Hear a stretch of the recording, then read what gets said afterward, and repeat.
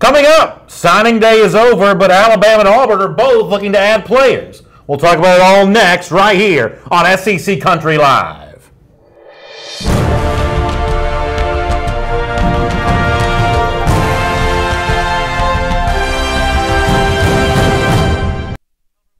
SEC Country Live. My name is Brandon Adams. This is the former Alabama All-American Mike Johnson. As we said a moment ago, the signing day rush may be over, but this is the time where things start to heat up with transfers and grad transfers immediately available. This is going to be a fun next couple of weeks here as a lot of these SEC teams, including the Crimson Tide and Auburn here, trying to get themselves better by bringing in some veteran players. It's like a mixed bag right now during spring. You're already looking ahead to a lot of these spring kind of position battles. There's also like a secondary market going on with some of these grad transfers. Without a doubt. I've said this before. It's a lot like fantasy football. You know, for those of you that play in the league, the person that wins your league is always the one that works the waiver wire best. It's sort of that waiver wire time in college football here. By the way, you may notice behind me, happy birthday balloon. The folks here at the SEC World Headquarters nice enough to give me a little birthday love today. I appreciate that as I turn 41 today here on SEC Country Live. We'll look forward to talking to you about it all here, including item number one on our SEC Country Live First and 10 list.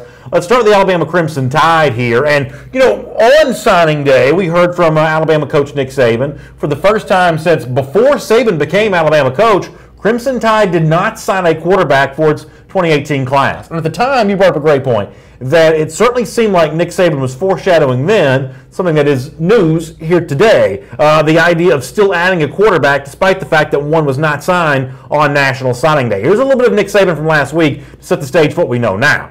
I think that we'll probably have a quarterback join us some kind of way between now and then, which I don't think I can comment about. But look, when you have really good young players at a position, sometimes it's hard to attract another guy at that particular position. So I think you all know our circumstance at quarterback right now with the players that we have here and what grade they're in and how much more eligibility they have.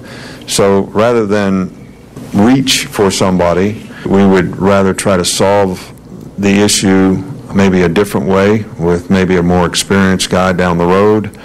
And, you know, certainly think that next year we might be in a position to get a really good player at that position who could be someone who could impact us in the future. And, of course, in the midst of that conversation, Saban kind of looked over to his SID, not really sure if he was allowed to talk about this situation. Almost seemed like the time that he had somebody in mind. We now know who it is that he maybe did have in mind there. It's the former now East Carolina quarterback, Gardner Minshew, who is looking to transfer. And it was likely going to be the Pirates' starting quarterback this season, but some sort of issue, wanted to be back closer to home. Somewhere in Mississippi is where Minshew's from there. One of the schools that he's interested in is Alabama, and we get the sense that Alabama's interested also. Yeah, no, I think it's a perfect marriage. I mean, when you look at the two situations side by side, I think both sides are almost lucky that each of the sides are that interested. You know, you look at Bama in a situation where they really need some depth at the quarterback position, and they also need leadership. This guy brings a little bit both those. He was a captain last year at East Carolina. You know, really was in a position where he had to leave the university and stay somewhere close to home. Tuscaloosa just happens to be a 2.5-hour drive. Our colleague at SEC Country, Chris Kirschner, caught up with Gardner Minshew, who gave a quote to SEC Country about his situation here. I want to show you what Minshew had to say. Alabama 100% leads for services. They were the first ones to hit me up. They haven't been many schools to hit me up. I'm told the Alabama coaches that it was a situation that was favorable for me. I'm in. They told me they're in, so I'm in on them. That's where I am right now. And, you know, a lot of people may sort of raise an eyebrow of why would Alabama be excited about a transfer quarterback from East Carolina when you've got Tua Tagovailoa, who just led Alabama to a national championship, the SEC Offensive Player of the Year going back 2016, Jalen Hurts, something he accomplished during his freshman season. The truth is that, you know, Minshew is a inferior talent to both Hurts and Tua, but you need a deep roster of quarterbacks competing during the spring and summer, and in the event that Jalen Hurts decides that he wants to transfer, if he sees the writing on the wall about Tua being the season-long starter in 2018, you need a potential backup. And in that case, you know, Gardner Minshew is a much better backup candidate, I believe, than a guy like Mac Jones, who's never played before. He's a much better candidate than Mac Jones would be. Yeah, and I don't think, you know, Bama fans, you don't really know what you have in Mac Jones. I guess, you know, there could be the possibility that he ends up being a pretty good quarterback, but you are, if Jalen Hurts does decide to lead the program, you're a rolled ankle away from Mac Jones being really the quarterback for what you think could be another championship caliber team at Alabama. And no Alabama fan wants to see that. I think you bring in a guy like Minshew, who, like I mentioned, I think he's lucky that Alabama's interested, and I think Alabama's lucky that that he's interested in them. And so it does seem to be the perfect marriage. He's a guy that I think Eastern Carolina was actually his third college. This could be his fourth at Alabama and his final one, and he wants to go somewhere where you can play on a championship caliber team, you can be close to home, and you can play at the highest level. So I think it seems like a good situation for both sides. And as an Alabama guy, I'm glad he's interested. Josh Rubin says Tua's not going to be here for 3 more years. He's probably going to go pro after 2 more years, so please use some math and some common sense.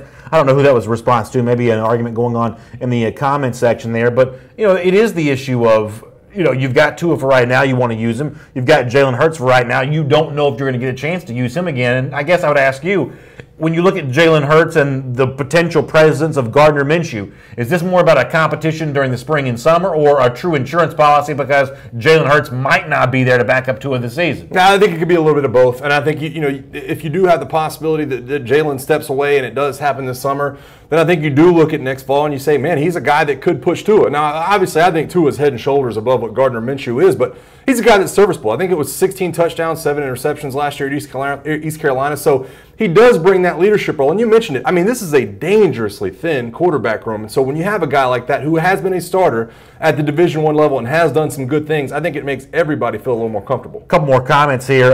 Eamon Lee says Nick Saban's always been one step ahead of the competition. Going after this quarterback is a very smart move, and not many coaches would see it. I do think there is a category of coaches now that are looking for every opportunity to maximize the 85 guys in their roster. Saban likely probably did bring this to the world of college football. I don't know that this kind of roster maximization existed before Saban. You're seeing Kirby Smart do some of the same kind of stuff out of Georgia. I mean, I can personally attest to the way the transfer players have helped Georgia in Kirby Smart's 2 years. So there is I don't even know if it's so much smart as it is just energetic and aggressive. The smarter, energetic, aggressive coaches are going to be the ones who look to sort of manufacture those transfer options, like a grad transfer quarterback here. Yeah, you definitely see this become a bigger deal around the country, especially for quarterbacks, where grad transfers land. But it just seems like the ones we've seen in the last couple of years, and Malik Zaire was a big topic last offseason, Danny Etling's another guy who transferred into LSU, is that a lot of these guys want to go where they have the opportunity to start. I think that nobody has lied to Minshew about the situation that's going on in Alabama. He was very, complimentary of how he feels about Tua and how the ceiling is for Tua Tagovailoa at Alabama. He wants a place where he can go and be a part of a championship caliber team. I think that's what the lucky part is. Lawrence Knox brings up a quote, and this will be the final comment we take on this subject. Then we're going to talk about the Auburn Tigers here for a moment. Lawrence Knox brings up a subject that I haven't, an opinion on this subject that I haven't heard very many people say. Lawrence says Jalen Hurts is going to start. That would obviously be the more, at least in my mind, unlikely outcome here, that in the Tua versus Hurts battle this spring, that it's won by Jalen Hurts. I thought for the entirety of the 2017 season that Tua Tagovailoa was probably the better quarterback, but I'll also acknowledge that the moment you sort of close off a possibility as impossible to happen, that at that point in time, sports has a way of surprising you. How much of a chance would you give Jalen Hurts, who had been the starter for 2 seasons, the opportunity to reemerge here as the starter for 2018, even though right now we all think it's Tua Tagovailoa? Boy, it would take something special, in my opinion, from Jalen Hurts. It would take a ton of ability to get better over the offseason. And the thing is this, what Jalen Hurts does best is he moves around with his legs. He's able to run some of these running plays and some of these quarterback keepers. What does not go in his favor is the fact that Tua is very athletic too. A lot of people think Tua is just the throwing quarterback, Jalen's the running quarterback. Tua is athletic as well. He can escape the pocket. He can do some things with the ball in his hands. And I think with some more depth in the quarterback room, you actually let Tua run a little bit more than you probably think he would. Auburn also entertained a graduate transfer this weekend as well. Let's talk about that for the subject here on item number 2 on our SEC Country Live First and 10 list. This an offensive lineman. It's Calvin Anderson, the former Rice product, Rice the Owls. Anderson by no means intent to go to Auburn, but he did visit Auburn over the weekend, and apparently Auburn kind of climbing the charts in terms of positive, favorable impressions on him. Here's what Anderson said about his weekend there on the Plains. This also to SEC Country. He says, I think they helped themselves greatly. I already thought pretty highly of Auburn, and I didn't know much about it. And now that I know a lot more than I did, I think they went from being great to more great. For placements and all that, I got to think through it, but I think it's certainly pluses. So how many pluses? I'll figure out, but it's certainly pluses. So this is Calvin Anderson figuring out where he wants to go. Going to compare Auburn to several other schools here as well, but with the Tigers losing a lot from last year's offensive line, Herb Hand on the move. Auburn needs some good news with its offensive line, and the chance to impress Calvin Anderson here, I think, is that opportunity for Auburn. This is obviously, to me, a bigger deal than the grad transfer quarterback at ECU, because if Alabama plays that guy, then something has gone wrong. Right. Whereas Calvin Anderson will be coming to Auburn to start. Yeah, I think what's been the most interesting part of this is who exactly Auburn is battling. And you look at a guy coming from Rice. I mean, they're battling Texas, they're battling Michigan. That's been the two front runners. Also, TCU and Oklahoma have been in the mix. So this is a guy who's highly coveted. And you talk about a guy who can step in and be a contributor right away, especially at a place like Auburn where they lost so much talent along that offensive line last year. I think when you look at what Jared Stidham could be, and you look at trying to get that offensive line back on track, and you look at the fact that Herb Hand is no longer there, I think this is a serious, important piece to kind of land as you move into 2018. I think that he's shown the ability to play at a high level. I think that if he comes to the SEC, I think his main, kind of objective is to get to the next level and play in the NFL. I think coming to a place like Auburn's his best shot. I think that's the reason they've been kind of at the forefront of the conversation. Trip Davidson says, let's talk about the Dogs. We'll do that coming up here with item number 3 on our SEC Country Live First and 10. Before that, let me get a little bit more on Auburn here, because one of the things you're going to hear us say about Auburn later on in the show is that, the stat blog guys, the sort of long-term prognosticators, they're all still very interested in what Auburn's able to do in 2018. There is still a pretty strong belief that Auburn can be a championship contending type team, which is what makes Anderson's potential arrival all that much more important. This is, don't let the Rice background fool you here. This is an experienced offensive lineman. That's a position where experience matters. I think you can attest to that. Size, extra physical maturity matters. I think it's very difficult to overstate just how potentially impactful this could be for Gus Malzahn. It's huge, and I thought it was interesting to kind of look inside of their visit. The fact that he said he watched like an hour-and-a-half film with J.B. Grimes. He hung out with Calvin Ashley a lot while he was on campus. And it's so weird to me to kind of look into some of these visits for the grad transfers, because they've already been through the recruiting process. They know what college football is all about. He started 36 straight games down at Rice, and now he's at a place like Auburn, and he's trying on the uniform, and he's doing all these things, and he's going through, something that seems so simple. Very different. Yeah, it's a very different kind of theatric when it comes to a grad transfer as opposed to a kid coming out of high school. But he did mention that he enjoyed the visit. He said, listen, Auburn's chances went from great to even more great now that I've seen what this school is all about. So I think that this would be a plus for both sides as well. Jaquari Ricky Thornton in the comment section says Auburn has the hardest schedule in the SEC. It's Washington out of conference. It's Tennessee and Georgia from the SEC East, plus the entire, rugged SEC West. Are you worried about Auburn's schedule? If you're an Auburn fan here, is it the kind of schedule that makes it almost too tough to compete for a championship, given the fact that you got the big non-conference game and, at least in Georgia's case, a tough crossover SEC East game, and we don't yet know how good Tennessee is going to be. That may be a break, sort of depending on how you look at the Vols. But by almost any measurement, the Auburn schedule looks pretty tough. Yeah, I don't think it's too tough for them to compete. Especially on a national landscape. I think you've seen teams from the SEC be able to be successful against other teams from the Pac-12. But I do think that I've already said it, Washington's going to be an incredible team in 2018. And for a team that really needs that offensive line to gel in order to really be what you want them to be at the end of the year, they're going to have to start off hot. They're not going to be allowed to kind of skip any minutes as you go through training camp and you match up with Washington here in Atlanta. So I think it's a big deal they get off on the right foot. If they're not able to do that, then you wonder about it being a slippery slope as you navigate through the schedule. If you get hit with an injury bug, then all of a sudden you get a couple of losses moving through that schedule. I think it becomes pretty tough to kind of make a run at things. All right, we'll talk more Auburn later on in our program. For now, though, let's look at item number 3 here on our SEC Country Live First and 10. A little more from Georgia and the work that it did to become the #1 class in America with the National Signing Day 2018. And one of the things that Kirby Smart talked about on Wednesday, and I want to get your thoughts on this a bit, because a lot of, I think, national media or maybe fans around the country view that Georgia's haul there on last Wednesday as kind of like a luxury item, kind of like that final object you sort of throw into the shopping cart right before you pay at checkout. But Kirby Smart didn't quite see it that way. Kirby Smart saw Wednesday as not the sort of like cherry on top of the sundae for a Georgia recruiting class that was already impressive, but some actual really crucial needs being met. I think this is a pretty interesting window into his philosophy as a recruiter. Let me play you some audio for what Kirby Smart had to say. And try to target those guys, and we needed that, only bringing 1 in, losing 4 next year. So one of the biggest needs we have on our board is for wide receiver after next year. So we're sitting here saying, here's 2 coming in, and both those guys will compete and have a chance to come in and play, but we're going to need that moving forward in the 2019 class. So that was big. Obviously, the corner position was a position, and DB position was one that we wanted to fill. We felt like we kind of had every box checked.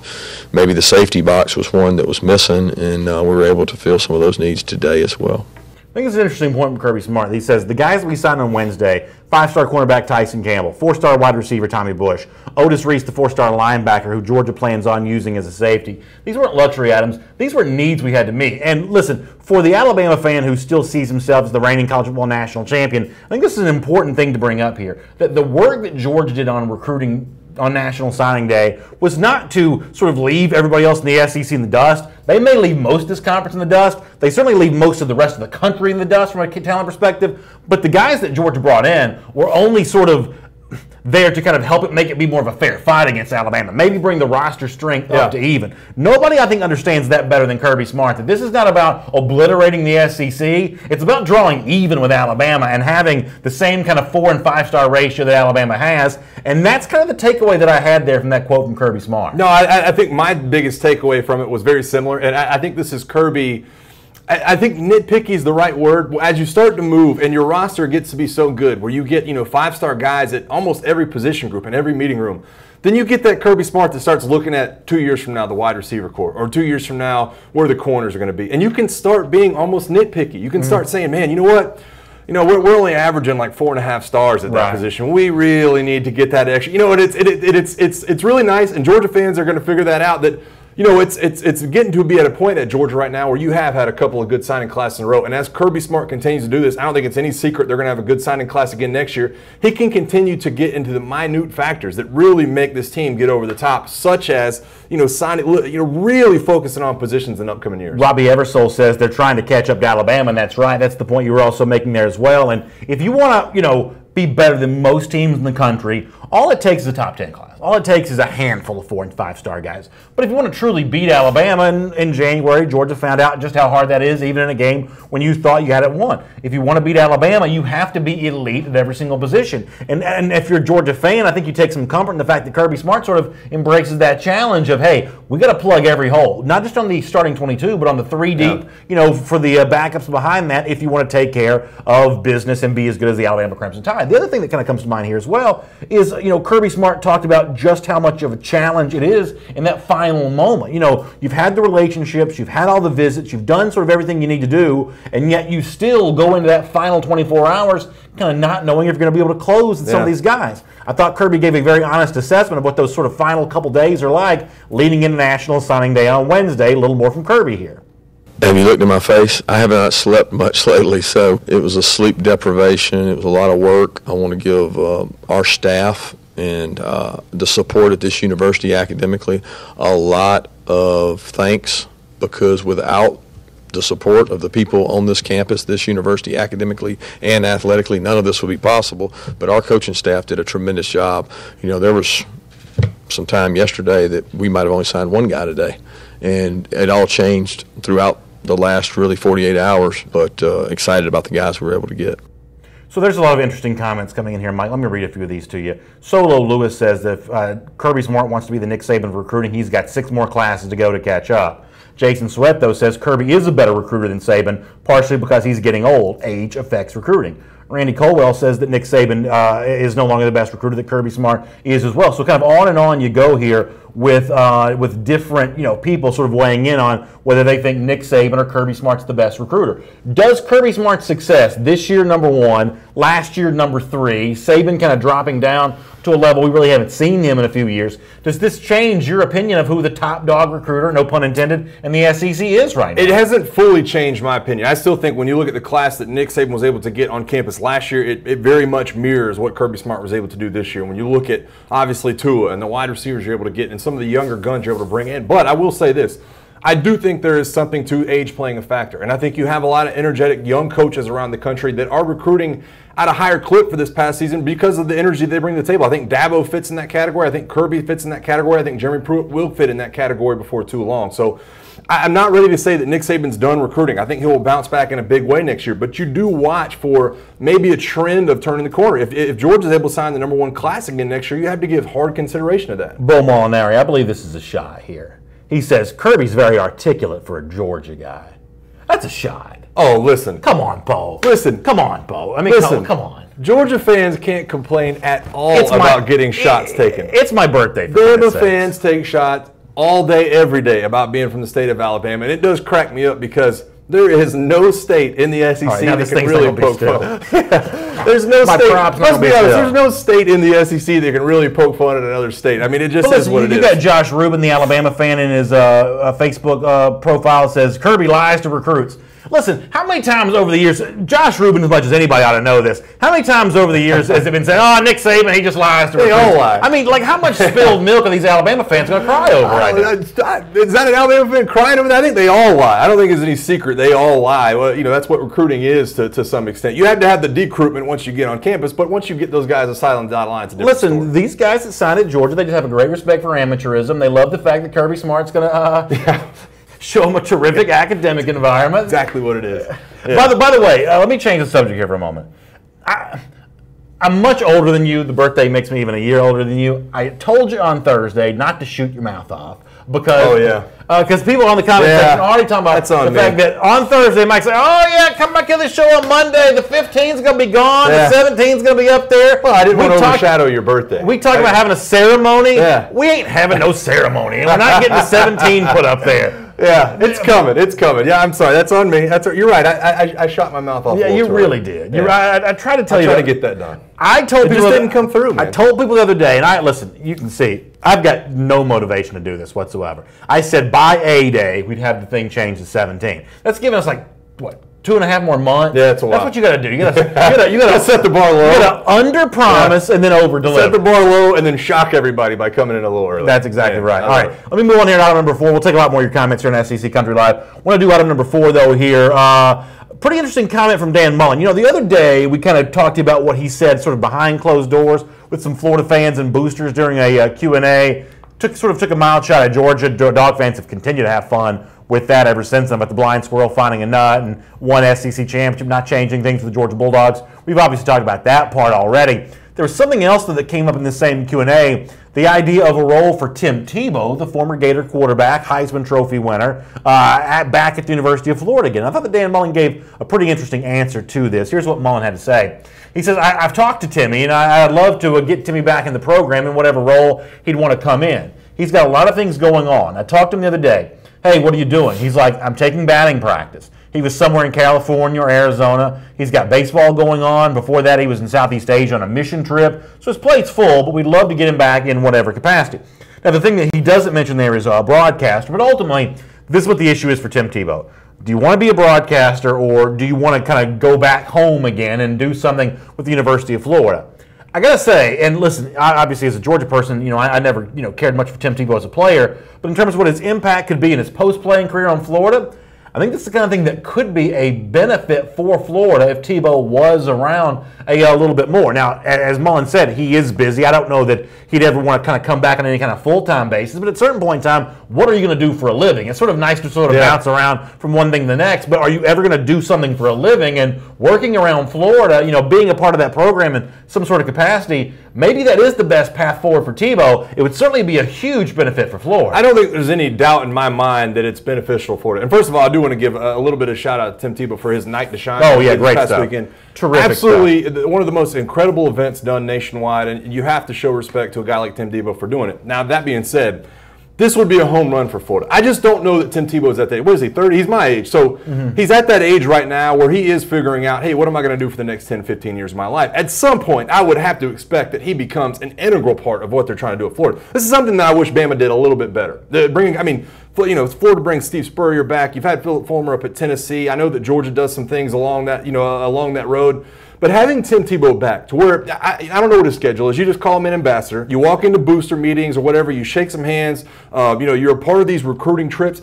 his name is almost synonymous with Florida at this point. So I think that given some time, I don't know what the role is, but this is a home run for either side to try to get this done. And conversely, I don't want to sound like a hater here, but this is one of the most famous guys on the planet, certainly one of the most famous athletes, by I don't think any doubt, the most famous person to come in the SEC in quite some time. Yeah. And yet on TV, it's just not happening for me. This is not the next Kirk Herbstreit. And he's a better player than Herbstreit was. He's more famous than Herbstreit is. This is a hugely recognizable figure. I don't think he's moving the meter in terms of a rating standpoint. I could be wrong about that, but I've never seen any evidence to suggest that he is. What the things that he says on television, it's not like Charles Barkley or somebody like that where he's getting a lot of attention, on social media for the things that he's saying. This is not a future star in broadcasting. He's a huge celebrity, but it's not really translating to the television game very much. Well, I think it is, but he's still on that kind of part-time basis in terms of the television. You see him, you see him here, you see him there. I don't think Tim Tebow has become appointment television like you do see on a college game day. And he's been doing it for a couple years now. Right. If it was going to happen, it would already happen. Well, I just think that it's still a part-time basis. I think that you don't have your own Tim Tebow show. I think that he's one of those guys that shows up and does a Saturday deal and then goes back to playing baseball and then goes back to his mission trips and does what he wants to do. And I think looking from the outside looking in, Tim Tebow appears to be extremely happy. But I do think, given the opportunity, if you try to get him into some role at Florida, I don't know if he shows up maybe one day a month. Maybe he shows up one day a month to meetings or recruiting trips or whatever it has to be. If Dan Mullen can pull that off, I don't see why that would be a bad thing for anybody involved. Corey Grinnell and Rick King, a couple of interesting comments. I want to read both of these. Corey says, benefit with the locker room having Tim Tebow there might help get some of these young kids on the right track for guys like Copeland. So I don't even know if he would be capable of actually getting kids on the right track. I won't even pretend to know who needs to be on the right track and who isn't. Right, yeah. I won't pretend to know that. I also won't pretend to know that Tim Tebow would be able to sort of change their lives. But their mamas might believe he would. Oh yeah, and that's great for recruiting. Exactly. And listen, I hate to be so matter of fact, bottom line. I don't know that Tebow makes them better guys, but mamas believe that he would, and that's going to help you in recruiting. That goes to my point, though. It's like, hey, you know what? We really need to raise money for this new, this new lunch place, this new place to eat. Get Tim Tebow in there to meet with the boosters. You need to recruit kids. Get Tim Tebow in there to meet with the parents. Or do whatever you have to do. But his name is such a big deal that I don't see why Florida would even bat an eyelash trying to get him back. Well, Rick King, who is a Florida fan, has a pretty interesting comment. I have to admit, this is kind of an interesting take. He says, I love the thought of Tebow to Florida, but I have to wonder how big of a distraction it would be. I think Tebow would be an NFL quarterback if he wasn't so polarizing. I think that is kind of interesting. Now, you can debate if he was good enough to be an NFL quarterback or not. He certainly won a NFL playoff game with a terrific touchdown pass there in Denver. But he is, strangely enough, a polarizing figure. I don't think he should be. I think you and I both agree that he's a terrific guy, even if I'm a Gator hater as far as on the field goes. I'm going to admit that Tim Tebow is doing terrific stuff with his off-field life. But there is a little bit of a polarization to Tebow. There are some people who love to hate on Tebow. Yeah. Would his presence around the Florida program potentially be a distraction in that this regard? is one of those topics, though, to me, when you talk about Tim Tebow, people call him a polarizing figure. But is there anybody in the comment section, I would love to hear this, is there anybody in the comment section that hates Tim Tebow? Please speak up, because this is I did hate. I mean, this is one of those things, though, where like post Florida life, people, you go back and forth, and obviously we played Tim Tebow a couple of times in college. I don't know that he's that polarizing, though. Like, I don't know if anybody still hates Tim Tebow or if you just respect the things that he's doing. I don't know if I've ever heard somebody in the last 10 years say, man, I really hate that guy now. Okay, I got to admit, this may be the best comment we've ever taken. Dean and Lisa Vitale. A moment ago, I said, ultimately, at some point, Tim Tebow is going to decide what I'm going to do for a living. Dean and Lisa Vitale says, what are you going to do for a living, says the guy doing a live video blog. I mean, that's kind of a pretty good point. It's like, I don't know that, that we're necessarily splitting atoms doing this. He doesn't have to do anything for a living is the point. Yeah, I mean, he can do whatever he wants to, and he'll be fine. I think that you have to find something to bide your time, and he's done a good job of that so far. But back to your point, I mean, it's sort of hard to admit that that you hate Tebow. The people that truly hate Tebow don't act like they do. They just act like they're kind of counterbalancing what they view as overly positive coverage. There's the anti-baseball crowd. There's the this guy can't play quarterback. So those people don't admit they hate Tim Tebow, but clearly some of the ways in which they talk about Tebow would lead you to believe that they actually do, even if they don't admit it. And I can see that, too. I mean, there is a point where, obviously we don't talk about ESPN a ton on here, but ESPN does get to a point where they just hammer things in the ground. It's like the Brett Favre return or LeBron James, and Tim Tebow goes along those same lines to where sometimes you just have to quit covering it and you have to turn off the TV if you're one of those people that don't like it. Yeah, all right. We'll get more of your comments coming up on the program here today. For now, let's do item number 5 here on our SEC Country Line 1st and 10, and what might be some good news for the Tennessee Vols. Now, I love pieces like this. The best of the bunch is probably written by Bud Elliott that comes out late every summer over at SBNation.com, where he talks about the blue chip ratio of who can and cannot win a national championship. Most of the national websites are trying to do their own version of this now, including a piece up at ESPN.com where they looked at the threshold for what it takes to win a national championship and the threshold it takes to be in the college football playoff. Now, from the SEC, most of the teams capable of doing this are typically the ones that you would kind of expect. I'm talking about the Georgias, the Alabamas, the Auburns. They all get mentioned by ESPN in terms of potentially competing for college football playoff. They say LSU's potentially that talented. But the other SEC team in the mix here is one you might not be aware of. According to ESPN, it's the Tennessee Vols could be in this conversation as well. Let me show you some of the criteria that Tom Van Haren, the writer for ESPN, mentions.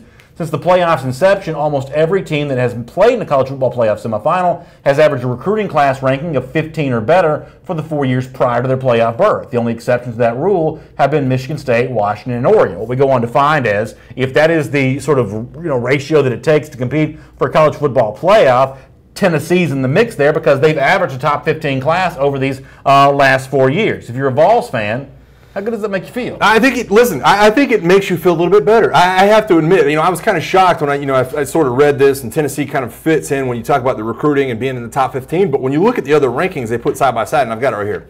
Texas sits there at 13.75, right inside the top 15. Oklahoma average class rank at 14. These are teams that, Texas will be good, and Oklahoma has been pretty good. So it does make you feel a little bit better about people that are saying, the cupboard's been empty. And I think the cupboard is decently empty as well. But you look at the fact that you are sitting right around the edge of that 15, and you feel a little bit better about how fast Jeremy Pruitt can start. So I study this kind of stuff a lot. This is like one of the subjects in life I'm the most interested in, the correlation between recruiting success and on-field success. Here's the one thing that Tennessee has going against it. While it may be true that, according to the ESPN rankings, top 15 classes have been good enough to compete for college football playoffs, what those rankings don't tell you is that those sort of like top 15-ish type teams outside the top 10 but still in the top 15, they kind of made their way there. They beat up on teams that were worse in recruiting than them on the way to get there. The Big Ten, back when the Big Ten wasn't recruiting probably as strong as it is now, the Big 12 historically does not have a lot of top 10 recruiting classes in the mix for what it does. So when you have two teams that play each other in a game, the team that has the better overall recruits is going to win about 2 out of every 3 times. So Tennessee may be good enough to win the Big Ten from a recruiting standpoint, or good enough to win the Big 12, but it's got to go head-to-head with Auburn. It's got to go head-to-head with Alabama. That's a good point. It's got to go head-to-head with Georgia, and all 3 of those teams have better overall recruiting success over the last 4 years than Tennessee does. So being top 15 may be good enough in most leagues, but it's not good enough in the SEC, where that's only going to make you about 4th or 5th best in the entire conference. Well, I'll say this: it shouldn't be good enough. But as we've come to expect in the SEC, the games have to be played on the field a lot of times. And I just feel like that this looking at this makes me realize that Tennessee has a puncher's chance. Now, I don't expect it to happen. I don't even think Tennessee fans expect Tennessee to really be able to jump up and make a run at an SEC crown this year. But it does become a lot more possible when you think about it in terms of the talent that is on campus for Jeremy Pruitt. I expect it to be a 2 to 3 year rebuilding job. Maybe it doesn't have to take that long, and maybe they do find a way to navigate around the schedule, and maybe they do keep games close against a Georgia or an Alabama this next season and are able to jump up and bite one of those 2 teams. And if they do, I think that you can point back to something like this and the talent level on the roster to say, you know what, this isn't really shocking from that standpoint. Antonio Douglas says, doesn't Tennessee get mentioned every year and fails? Maybe they have underachieved. Certainly at the end of the Butch Jones era, that's one of the things that Jeremy Pruitt's going to try to change. Here's what I'm a big believer in. More so than like top 15 finishes, and more so than anything else, even number 1. And I was certainly excited to see Georgia get there, but even more important than that, what is the ratio of 4- and 5-star players compared to 3-star or less in your roster? That's the thing that matters to me more than anything else.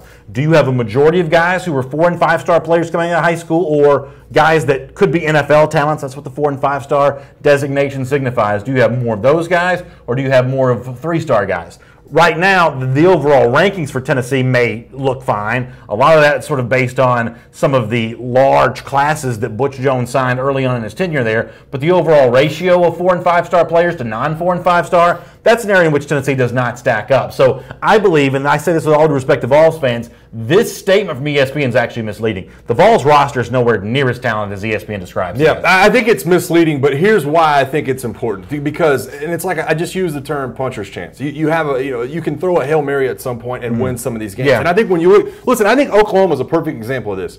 You have, the 14th average ranked on here, but then you have a guy like Baker Mayfield who was a walk-on in his career. All of a sudden, he comes on and he's a Heisman Trophy winner, and he makes everybody else around him better. Now, I don't know if Tennessee has any on those rosters, but if you do find that one player that all of a sudden becomes a generational type talent and can make your entire team better, then all of a sudden you rise up one spot, 2 spots in the rankings, 2 spots in the SEC East, and you do have that chance when it comes to the end of the year to at least find yourself. Remember, this is a team that went 0-8. Yeah. I think these rankings just tell you that they're not that far away from at least being competitive in these certain situations. Let me get a couple comments. Jacob Brun says, and I hope I pronounce your name correctly, Jacob. He says, Tennessee recruiting is just way too low. They have decent players, but I feel like building a defense is something they need to do, or just have any key players on any side of the ball to make an impact, which is the point you just made. Yeah. That if you're talented enough, and then you sort of strike gold with a Baker Mayfield who was not a highly rated recruit, all of a sudden at that point in time, you've kind of closed the gap just by virtue of good luck at that point. No, and here's the thing, too, especially I think it's a good point defensively when you look at it, too, is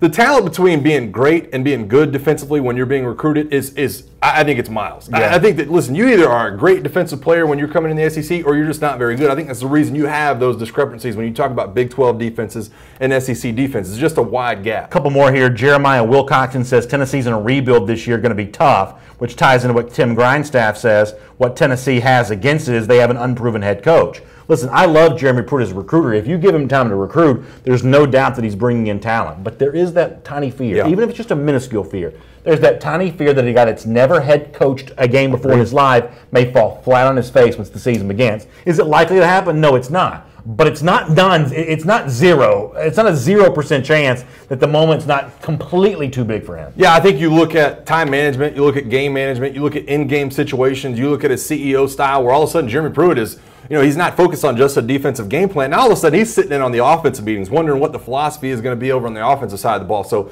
I think that's something Kirby Smart did well from year 1 to year 2. When you really look at the situations, I think he managed a lot of them better. How quickly does Jeremy Pruitt turn that corner and start to manage situations better, and how much attention to detail does he find on the job in year 1? Chad Garasio says Tennessee's got too many holes to fill, no proven quarterback, switching to a 3-4 defense, no way we compete. The we there let you know he's a Tennessee fan. Yeah. I actually agree with his assessment. Now, I'm also going to say you give Pruitt a couple years, win just enough to let Pruitt bring some talent, things could change there. I think it's interesting that a Tennessee fan gives you that pretty blunt assessment. Unfortunately, for the Vols, I think that Tennessee fan's more correct than not. I think so too, and it's like I said, I personally don't expect them to compete in the East. I think it's an uphill battle when you look at the fact that they are transitioning in a lot of different ways. But I think when you do look at certain pieces, and I think Jared Garantano can be good. I think there's some players they have defensively that can be good. I look at a guy like Trey Smith. How many questions did we ask about Trey Smith leading up to the season? He turned out to be incredible. So it's like I mentioned, you don't have the overall talent that you need to get there yet, but you do have that puncher's chance that when Saturdays come around next year, you might not be getting beat by 38 and 40 points. A lot of Tennessee comments coming in the comment section. Really interesting to see the Vols stepping up to talk about their team here today. Let me do item number 6 here in our SEC Country Live First and 10 list. John Parker Wilson, the former Alabama quarterback, was on WJOX. That's the big sports radio station in Birmingham. And the subject comes up of Alabama not being number 1 in recruiting this year for the first time in many years. And you get the impression that JPW not too worried about the situation here, but he did on WJOX say a couple of interesting things that I kind of want to talk about because it's a little unusual to hear anybody from Alabama saying these kinds of things. First of all, on the idea of not being number 1, if you listen to John Parker Wilson, maybe number 1 doesn't really matter that much. Here's JPW. And I think the thing about recruiting, it's great, 5 stars, and it's a huge deal now, but it's about developing the players. And I think Coach Saban does that as good as anybody else, and that's what it's really about, is getting good guys on campus. But once they get there, it's funny, we always talk around this time, and I see my friends and ex-teammates tweeting out about these 5 stars. It's like, you got no stars when you come on campus, because that does not exist to anybody in the locker room. Listen, we love JPW here on SEC Country Live, but it is a little interesting to hear a Alabama guy, and he definitely is one, saying, hey, being number 1 is not that big of a deal. It's about developing the guys once they get there. You're a no-star guy once you get on campus. That's what most of the rest of the SEC's been saying since 2010. It's a little interesting to hear Alabama in the position to sort of sell the idea of recruiting being less important than guys like me make it out to be. Yeah, listen, and there is a piece of me that looks back at my own teammates. And John Parker Wilson was one of them. I think he was a 3-star quarterback out of Hoover, actually gray-shirted his freshman year, wasn't even on the team. But I think that when you dig deeper into it, that John Parker Wilson would admit this. Now, he was a quarterback for a team that went undefeated through the regular season, so he does have a point about development. But guess when his game hit the next level? It's when Julio Jones walks on campus. So true, yeah. When Mark Ingram walks on campus. It's when Andre Smith is his left tackle. So I definitely think there has to be a balance. And I'm with him. I don't know that, you look at the top 10, I think Alabama landed at 7 or 8 in this year's recruiting cycle. But I think when I look at Alabama right now, the risk that's associated with saying things like that is this the aura that surrounds Nick Saban recruiting. I don't think you want to let that fall off the table. I think if you have back-to-back classes that land around 7, 8, or 9, then all of a sudden you start losing some of that Nick Saban aura. And you lose the ratio. See, what Alabama is tough to beat because like 75% of the guys are either 4 or 5-star players. Yeah. That means if the 2 starting left guards get hurt, the 3rd left guard is probably still a 4-star player. And there's just some value in that. Like Brooks Glanton, who I love his comments in the comment section, he says 4 and 5 stars don't mean anything, including first-ranked class. It's all about development on and off the field. Look at Florida last year. Well, Brooks, if that's the case, then let us have all the 4 and 5-star players. Okay, if y'all have developed 3 stars, then by all means, let the rest of the SEC have the 4 and 5-star guys, because I know a lot of schools, including this one right here, will take them. So if you don't want the 4 and 5-star guys anymore, there are a lot of schools that are going to be willing to take them. Here's where I think the argument lands for a lot of people. I don't know that individually 4 and 5-star rankings matter. You look at individually, you say, man, that guy's a 5-star, might not pan out. That guy's a 4-star, might not even start a game. I think class rankings, though, is where that tends to be different. I think when you look at the overall class, that's when the rankings start to matter. Yes, obviously the 5 stars are going to send that class to the roof, but the more 4 and 5 stars you have, the more you can miss on and still be successful in a lot of these things. Here's the other thing, too. It's like on an individual evaluation, if you and I went to like 24/7 Sports and drew a player's name at random, that individual player is just as likely to succeed as fail. Any individual is that way. By the way, it's just like picking stocks. If a stock was more likely to go up than go down, we could all get rich, right? On any given day, any given stock is just as likely to go up as go down. Any individual player, just as likely to succeed as fail. But what the 4 and 5-star designation tells you is a population, a group of players more likely to succeed. And if you're a program pulling from that population more often than not, then your roster is going to be good. Yes, you'll have 3-star guys that sort of blossom and do well, but as you said, for John Parker Wilson, it's easier for a 3-star guy to blossom in that regard because he's around 4 and 5-star guys. Yeah. Put that same 3-star guy on Ole Miss's roster, all of a sudden he's not looking probably quite as good. Yeah, and I understand why John Parker feels that way. I'm great friends with John Parker. I talk to JP every day. His brother-in-law is a guy named Will Lowry that started at safety as a walk-on for Alabama, and that was a guy who wasn't recruited at all. And he looks at Will Lowry and says, man, all of a sudden he's surrounded by Mark Barron. All of a sudden he's surrounded by Dre Kirkpatrick, and he can flourish. And there has been players at Alabama that have done that. So maybe it doesn't mean as much. But you have to surround those guys with the talent to be able to say, okay, that's a lockdown corner, that's a great safety, that's an NFL draft pick. Now all of a sudden these other guys can look a lot better. WJOX is a great sports station. This was a great interview with John Parker Wilson. Let me give you one more clip from him, this time talking about an issue that Alabama has to deal with, which is the departure of a lot of assistant coaches, not just this year, but over the course of the last couple of years. Here's JPW once again.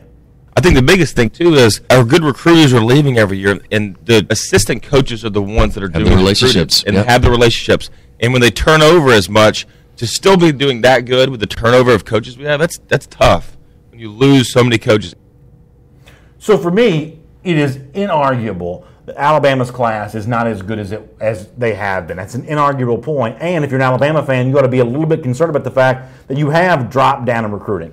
But the real interesting question is not even so much why it happened or what does it mean, but is this the start of a trend where Alabama is no longer going to be the SEC's premier recruiting program? If it is, Alabama is going to stop winning national championships. I'm just telling you. But in 2019, if they're right back there competing for #1 class overall again, then the Alabama dynasty rolls on. That, to me, is the question worth asking here and worth seeking out the answer to. Is what we saw in 2018, Alabama not getting some of the guys that it wanted, is that the beginning of a trend that's going to continue in 2019 and 2020? Has Saban lost his grip on the stranglehold of best recruiter in the SEC? Well, I think that obviously John Parker brings up some serious components when you talk about the fact that he has had a ton of staff turnover. You're going to have 5 new assistant coaches on staff out of the 10 this next year that they've been allowed to have. And I think that, you're right. I think that you wonder if if this is the first step in a lot of steps that leads to the dynasty kind of fading. And it may not be. It may not be, but it's worth paying attention to. No, it may not be, but that's something every dynasty has to deal with. Alabama's last 10 years have been the greatest 10 years in the history of college football. No At some point, that will fade away. So you do wonder, what will the first step be? Now, is it a number 7 or 8th ranked class? I don't believe so. I think, listen, and we talk about next year, Alabama's going to be my favorite to win the national title again come next season. And that's not me being a homer. That's because I think they're that talented. But you wonder, do they win the title? Are they not able to win the title? And if they're not able to, can they still, kind of bounce back and adjust to the early signing period and keep their coaches on campus next year? Yeah, I think that's a really interesting point. We'll watch that. We'll take more of your comments here on the program as well. Here on SEC Country Live. For now, we'll turn our attention back to Auburn. Item number 7 here in our SEC Country Live First and 10. We kind of gave you not a prediction so much about Tennessee, but a suggestion of potential success for them. Maybe more meaningful than that, though, is from Bill Connelly. He's one of these analytics. I don't know how much you pay attention to advanced stats. I'm not great at math. I love reading the math blogs when it comes to college football. Bill Connelly's a voice that I respect, and he's got some early 2018 projections out. This is based on recruiting, on-field success the last 5 years, a number of other factors, and Auburn shows up very high on this list. It's worth pointing out, this is not an opinion. This is not, the way that you and I might fill out a way too early top 25. This is all numbers based. Doesn't mean it's going to turn out to be true, but this is all based on sort of a mathematical formula that Bill Connelly at Football Study Hall uses. His number 1 team preseason 2018, Ohio State, followed by Alabama at 2, Clemson at 3, Auburn at 4, and then you have, Washington at 4. Then you have Auburn coming in at 5, a spot ahead of the team that beat it in the SEC championship game last year, Georgia, at number 6. If you were an Auburn fan, how much comfort do you take in these statistical projections that put you in the top 5 for next season? Well, boy, I take some comfort, but when you're Auburn, you also look on the list and see 3 opponents for next year. Yeah. And all of a sudden, boy. And just the top 6 alone. Yeah, just the top 6 alone. So you say, man, we really feel good about the talent level we have on the team. Maybe the turnover won't be that bad when you talk about the offensive line and the running backs. Maybe we can bounce back into that way. Then you start to look at the other guys in that top 6 and say, man, well, we really do have an uphill climb. And I mentioned this earlier. The offensive line at Auburn has to come around quickly. I think if you don't, all of a sudden you can find yourself on that slippery slope. You start asking questions about J.B. Grind, who I think is a good hire. But if you don't get Calvin Anderson, you have some spots along that offensive line that might not be great. Does that allow the running backs to be great? Does that allow Jarrett Stidham to have the time? Does Gus Malzahn and Chip Lindsey come up with a game plan that really suits the personnel they'll have next year? So the other day, Bill Connelly, the same guy that's writing this piece, he does this kind of stuff every year, both the beginning of the year, end of the year. Do you know that there are only like a small handful of teams that have finished in the top 25 of his sort of statistical rankings for each of the last 5 years? I won't remember all of them. It was just a small handful. But one of them was Auburn, which kind of gets back to something you and I have talked about Auburn here a little bit lately. That there's this belief that Auburn's been one of the least consistent teams in the SEC, very good at times, very poor at times. But the truth is, when you look at recruiting rankings, pretty consistent. Yeah. Guys in the NFL, 4 or 5 guys seemingly every year, that's pretty consistent. Statistical performances, not always equating to wins. I will grant you that. You had 24 in 2015 when Auburn lost a pretty strong handful of games. But overall, the statistical performance, pretty consistent. When you're looking at a team that is a real threat to be in that sort of top 5, top 10, maybe challenge Alabama, I think Auburn has a real legitimate chance to be able to do just that. Yeah, and I think, listen, if you're a fan of another school and you're sitting there laughing at the notion that Auburn could make a run at the championship, slap yourself. Because that's well said. That is well said. Everybody can say that year in and year out. Well, guess what? They beat Alabama last year. They beat Georgia last year, although the Georgia,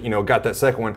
They lost the game to LSU that nobody thought they should have lost that game. And I think that's what's so frustrating for Auburn fans is you don't have the consistency. Yes, you have the consistency in the win total, and yes, you have the consistency in recruiting rankings, but sometimes the product on the field just doesn't match up week in and week out with what you would think it should be. I mean, 11 sacks against Clemson early in the year with a well above average offensive line should have never happened. It just did not seem to fit the profile, and that's why Auburn fans get frustrated with Gus at times. Going back to those rankings, Taz Ali says, I get so tired of these projections putting Ohio State at the top every single year. Our audience, it's like, and maybe the only thing our audience agrees on, by the way, you see the Bill Connelly projections once again, Ohio State is the top. This is going to drive you crazy for those of you who don't follow this stuff regularly. Ohio State finished his mathematical formula at number 1 last year. So that kind of stuff drives people crazy. I do get that. I mean, listen, very good teams can still lose games sometimes. And, that's what these numbers don't take into account. They really don't take wins and losses into account. They just sort of take into account how you play. I get the fact that our audience hates Ohio State, but from a talent perspective and an overall statistical performance, Buckeyes still a pretty good team. No, they are. I'm glad this comes up in this conversation because to me, that Urban Meyer talk at Ohio State fits the profile of what Auburn is. It's like, man, we're really good. We're blowing teams out by 50 points. And then all of a sudden you lose by 31 to Iowa, and you sit there and scratch your head and say, what are we really getting here? We have the most talented team in the country. Why is the consistency level not there on the field? Now, I look at Ohio State, and obviously we're not going to go into a ton on them, but I look at a guy, J.T. Barrett, who maybe didn't have the ceiling that some of the other players on the Ohio State roster did. So I do think they're going to be a very good team. This is a pretty good comment by Larry Goldberg. Brooks Glant was also going to weigh on the same subject. To go back to Alabama for a moment, he says, B.A., let's stop worrying about a downward trend for Alabama until there's one actually to assess. That may be fair, Larry. We appreciate your comment here on SEC Country Live today. Let me move on now and do to item number 8. Have not talked in the LSU on the program today yet, but let me change that right now because I thought our buddy Alex Hickey, who covers LSU for SECCountry.com, made kind of an interesting assessment. When you look at all the tall receivers that LSU has kind of brought in for its 2018 class, he believes that long hoped-for change of philosophy for the LSU offense that fans have been craving, he believes it's about to happen. Let me show you a quote here from Alex Hickey from SECCountry.com, who says, the days of stuck-in-the-mud LSU offense are over. Based on the personnel Orgeron has at his disposal, there is no option available for the Tigers other than a pass-friendly offense. Yeah, no, Do you agree with that, Alex, on this? I 100% agree with it. And listen, to me, I look at the LSU offense. I look at Steve Ensminger, a little bit of an unknown, although I think the LSU fans in the comment section are pretty high on what they expect him to be. Sadiq Charles can be a good left tackle. They're going to have a good battle at right tackle. I feel like whoever wins that right tackle battle will be good. You look at a position like running back. I mean, Nick Brissett, I think he's a good player. I don't see him running downhill. I don't know if he's the kind of guy like Darius Geis and Leonard Fournette where he gets the tough yards. So then you look at Clyde Edwards-Helaire, who's going to be a backup running back. Boy, he's really good out of the backfield catching the ball. And then you look at the length they've got at wide receiver. I mean, it's like every receiver on their roster is like 6'5", including all the freshmen. Kind of scary. The question I keep coming back, though, to is who's going to throw them the ball in the pass-happy offense? I think it's very possible. Every position other than quarterback, I feel like matches up for a spread, pass-happy offense. I just don't know that Miles Brennan is that guy yet. He's going to have to prove that to me. I'm going to have to see it with my own eyes, spring game, whatever. He's going to have to prove it to me that he can be a pass-happy quarterback if that's the offense we're going to use next. Yeah, I think Alex Hickey's a really good objective journalist. I think he lays it out very fairly on LSU. This particular comment, though, I think that he has chosen a positive spin on what could also have a negative spin placed on it, which is, on the one hand, you say, oh, look at all these receivers LSU's brought in. There's no choice but to be pass-happy, pass-friendly, give the LSU fans what they wanted. But as you said, with the absence of quarterback, maybe a weakened offensive line compared to what LSU had a season ago, is there a chance all of a sudden this is a mistaken identity or maybe a conflicting personality here of, okay, you got the wide receivers, but you don't really have the other stuff, and you used to be good at running the football, and now you're not really doing that anymore. I mean, I think it is a very favorable assessment by Alex Hickey to say it's going to be pass-friendly because that's the only choice they're going to have, as opposed to they don't have the components necessary to do a competent offense, so you may just have a bunch of disjointed pieces that don't fit together particularly well. I mean, let me give you the other angle, though, that I thought of when I saw this article pop up. LSU, obviously, Alabama's going to be favored. I think, Auburn's going to be sitting right there. I think A&M's going to be very good next year. If they do want to win some of these matchups, and I'm obviously going to look specifically at the Alabama one, they're going to have to do it through the air. Oh, that's a great point. I think that's a good point. I think that's a matchup nightmare for Alabama when you talk about how young Alabama's secondary is going to be next year. If Miles Brennan can find a way to get the ball out, and that offensive line can hold up against Alabama, which I thought they did relatively well last year, I think that does become a matchup nightmare. Those long receivers against the inexperienced corners of Alabama next year, that could be a tough test. That's a really interesting point. LSU has historically been the second most talented team in the SEC West, but it's an easier team for Alabama to play than some other teams in the West because LSU is similar to Alabama. That's a good point. I also think what Esteban Estevez says in the comment section is pretty interesting, that when you spread it out and air it out, he's so ready for the season, go Tigers. In other words here, Esteban's saying, this is going to be a more entertaining brand of football. I'm just excited about seeing. And I understand where Esteban comes from on that. A lot of LSU fans, I do think, feel the same way of, at least this is going to be more fun to watch than that, sort of boring garbage that Les Miles and Cam Cameron were trotting out at the end of their career. Yeah, I think that when LSU has had good wide receivers, and they have had some great wide receivers over the last few years, in the last decade really, or maybe even the last 20 years, when they do have the ability to really throw it and really air it out, and back in the days of Jamarcus Russell when I was in college, boy, that is special to watch. I mean, they have had some incredible playmakers out wide, so I agree with you. I do think that LSU has the wide receiver talent to really be fun to watch on television. We have an incredible video coming up from a very unlikely SEC coach. That's the subject item number 10 here in a moment on SEC Country Live. Before that, though, item number 9 on our SEC Country Live first and 10 list. And maybe for me, I think the final, sort of straw in terms of how Jim McElwain is viewed around college football right now. I'm going to show you a report. Now, a lot of folks had this. Bruce Feldman from SI was one of them. I include Feldman here because he's a name that many of y'all would be familiar with. He writes that Jim McElwain has emerged as a strong candidate to join Jim Harbaugh's staff at Michigan, working with receivers. Multiple sources told Sports Illustrated. It's the position Dan Enos held briefly before taking a job at Alabama. Couple thoughts here. Kind of interesting that Jim Harbaugh would even consider Jim McElwain, considering the fact that going back to the start of last season, there was a lot of weird exchanges between McElwain and Harbaugh about, keeping starting quarterback secret and a lot of sort of subterfuge there. These two seem to have a little bad blood when they played to start the season. How weird would it be if Harbaugh put that aside and actually hired Jim McElwain? It would remind me a ton of when Alabama hired Lane Kiffin. That's a good point. It was just like, Lane Kiffin spent all this time taking jabs at everybody else when he was in the SEC, and then all of a sudden, he lands on his butt after getting fired from USC, and Alabama picks him up, and it becomes a great matchup. And I think I think Jim McElwain still fits into the style that Jim Harbaugh wants to use offensively at Michigan. So I think it'd be a good marriage. But how does that work in the office? How long does that marriage last? How long until Jim McElwain heads back to the West Coast or finds another head coaching job? That's another something to keep track of. But the personalities, to me, I guess they can coexist, but I cannot imagine that in my head. Well, here's the other thing, too, and I hate to be so blunt about this, but in terms of death threats, were they real? Did they happen? McElwain has been tried on that count in the court of public opinion, and he's been found guilty of lying.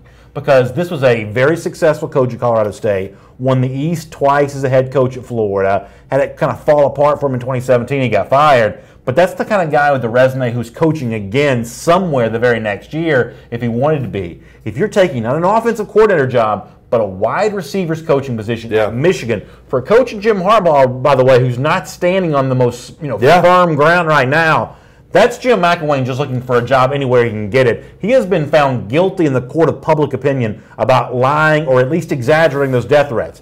Doesn't mean that's what happened, but that's what the public has determined that happened. Otherwise, you're not taking the wide receiver coaching job in freezing cold Ann Arbor, Michigan. No, and listen, I hate to agree with you because obviously he's not been found guilty in my opinion. I think that, I don't know why he lies about death threats, but this is what I will say about that. Jim McElwain has not been the greatest recruiter when you look at Florida, and Jim Harbaugh right now needs a good recruiter. That's true, he has not recruited at a high level. So if Jim Harbaugh is kind of falling back on Jim McElwain at wide receiver coach, then I feel like this is kind of a little bit of a step down in both directions for both people. Obviously, they're going to need each other at some point, but I don't really like the marriage at all in those two directions. It's a weird marriage. It would be a weird thing to see if it actually goes down. This is by no means a done deal, but those are some of the reports that are out there. Speaking of weird things to see, let's talk about item number 10 here on our SEC Country Line first and 10 list. And so Arkansas, to celebrate its National Signing Day in 2018, had a recruiting event there in Little Rock. And pulling out of the stops here, I guess, take a look at a very pro wrestling style maneuver from new Arkansas coach Chad Morris, who I think of as a pretty dull, bland guy, and yet he pulled out a stunt I don't think very many SEC coaches would even attempt. Let me show you this first of Chad Morris propelling down from the ceiling in Little Rock, Arkansas. You can hear the music play in the background here. He's holding onto that rope and he lands very smoothly. I mean, what is going on here? I mean, let's watch this to see. I mean, this is him, right? There's no like quick change here, is there? No, I mean, that is Chad Morris. I don't think it's him. I just don't. I don't think it's him. I think you see a couple of guys switch positions in the back, and all of a sudden it's like at the last minute they do like a little switch around. Why is the spotlight not on him when he's getting his rope off? Like, why is the spotlight not already on this guy getting his rope off? I'm hard pressed to really think this is him. Is it possible to re-rack that and see that again? Because he would have to be hiding somewhere, right? Watch. So here's a guy coming down from the ceiling, and when he lands, this little dance First of all, that to me throws it over the top. Okay, I think that's him walking in. Did you see him walk in right there from the side? He goes into that shadow right there. Okay, watch here. Right here is the flip. Right here. See how they kind of switch him around and rotate him? I'm telling you, that's not him. This is like the old Michael Jackson concert where somebody's wearing a jetpack. Or like for wrestling fans, like the two Undertakers or something like that, twin Hebner referees. In a way, if he did pull the switcheroo, I'm almost glad, because I got to tell you something. The number 70 recruiting class in the country is not worth risking your life over. Like propelling down the ceiling, if Kirby Smart wants to do that with the number 1 class in the country, then by all means do so. But Arkansas's recruiting class is not worth propelling down the ceiling on. Do you guys think it was him? Do you see what I don't? So you think he switched? Yeah, you can see him walk in from the left side. Michael, our producer, says you think he switched. Can you see him switch? You can't see. You can watch him walk in from the side of the screen. Yeah. Oh, you can't see? I can't tell that. I'm going to have to go back and watch it on a small. All right, watch on the left side of the screen. He's got a red hat on, and he walks in with like 2 police officers, right?